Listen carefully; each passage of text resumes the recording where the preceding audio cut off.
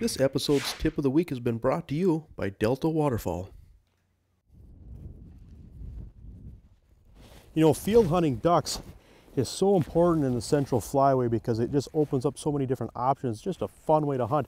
There's a few tips here for IDing birds, because if you're hunting them in the Canadian provinces, Dakotas, you know, any of the northern spear of the flyways, you're going to run into birds that aren't fully plumed out yet, so it makes it difficult to ID birds. Obviously, you know, you get some nice big mallards like this, and especially if the light's on them right, these birds are easy to pick out. But look at this bird here. This bird's starting to plume out. You see the yellow bill, you see the green on the head. See that chestnut colored breast. You know, this bird's starting to get its colors. But look how young this drake looks. I mean, a lot of times people maybe mistake this particular drake for a hen. You can tell it's got the yellow bill compared to here's an actual hen here with the orange bill. But here's a foolproof way.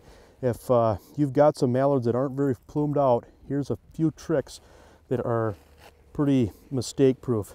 On a drake, the white never goes past the blue on the speculum, okay? Whereas on a hen, the white always goes past the blue.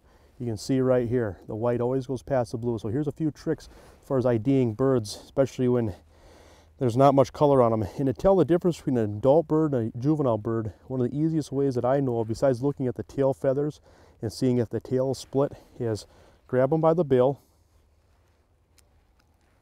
Grab them by the bill and hold the bill up.